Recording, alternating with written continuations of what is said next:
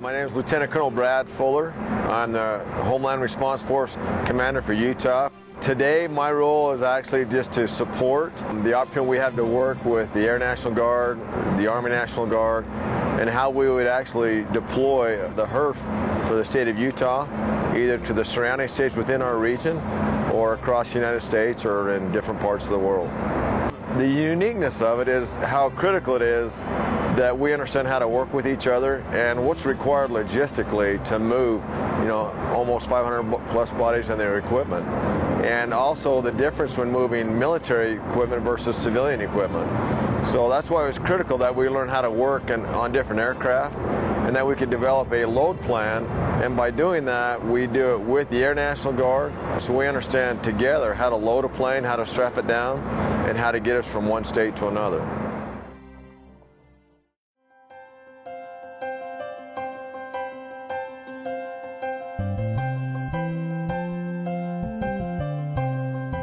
As we look at this chalk, there's several items that we need to look at that need to be inspected. A lot of work behind the scenes to a capacity inspection. And the first thing we look at is the vehicle that's towing the trailer. You'll notice that there's a gross vehicle weight, and then the two axle weights are marked. And we come up with a center of balance. And this truck is good to go for airlift, except for the cargo in the back. And right now we've got some non-military fuel cans. So if you're going to airlift fuel, it's got to be in a true jerry can. And then the generators, they need to be drained if they're not on the rolling stock piece of generator. So these generators would need to be drained. Then we take a look at the trailer, and there's a number of issues with the trailer. Again, you can see that they've marked the front axle weight on the tongue, then the middle axle weight and the rear axle weight, and also a center of balance with the gross vehicle weight. On this particular one, there's a handful of issues we're concerned with. And so right up here, the first one we're looking at is the receiver hitch that is on this GSA vehicle. And it's a draw as to how strong GSA gives you those receiver hitches. So the lighter 3500 Chevys actually have stronger receiver hitches than this F450 does. So this particular one tells you that the tongue can only weigh 750 pounds. But we've got 1840. So we're 1,100 pounds over the capability of the truck. Then we also want to look at what's in the receiver, what's the ball, what is the strength of this particular hitch here. And some of them are 1,500 pounds, which is good to go. But again, we would have exceeded it with this heavy tongue. Then the last item that we look at is for the total weight of the trailer, we're going to just use round numbers, close to 10,000 pound trailer. The tongue can only max out at 15% of that, which would be 1,500.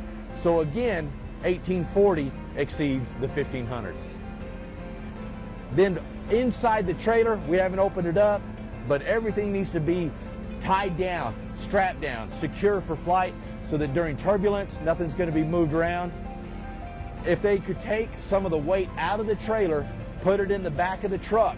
But again, you got to go get permission from GSA to put a camper shell on, to put some tie-down rings in, so you could secure whatever cargo's in the back of the truck also.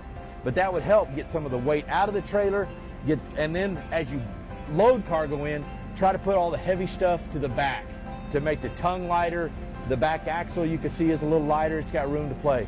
So that's it on this these two chocks, or these two increments.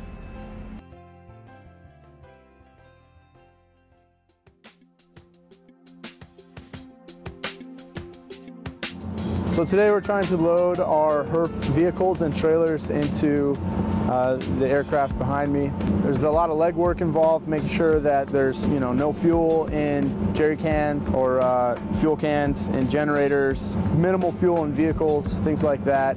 Coming in today, one of the difficulties we run into is that the weight on the trailer and the vehicle where the tongue and the hitch meet is too great. And so they're afraid that as we're moving up in reverse into the aircraft, that the hitch or the tongue will snap, depending on the capacity of the tongue and the hitch. So they have to make sure that those match up. And on the GSAs, you can't really modify them.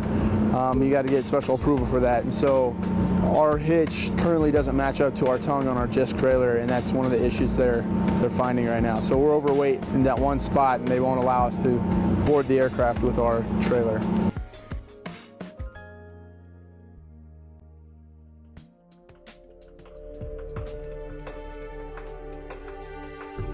Well, this load validation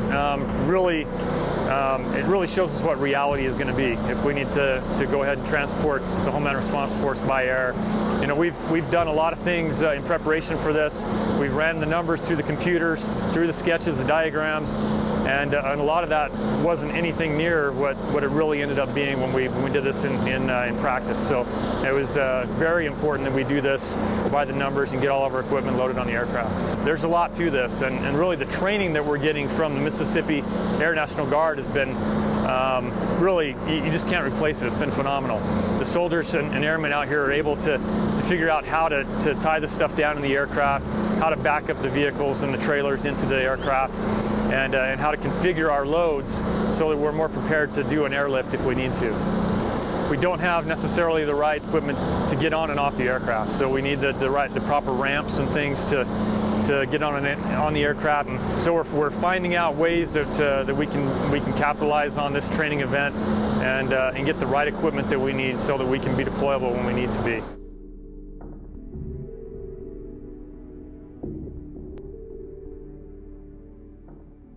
The HRF originally developed a wooden plywood ramp that would fit under the door of the plane.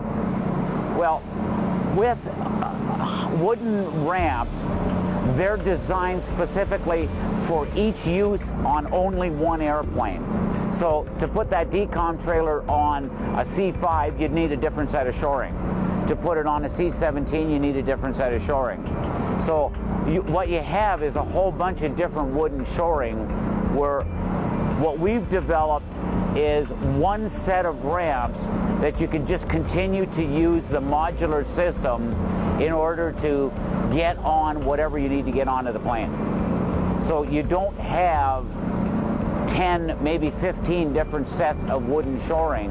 You have one set of ramps that can be used for all the different planes.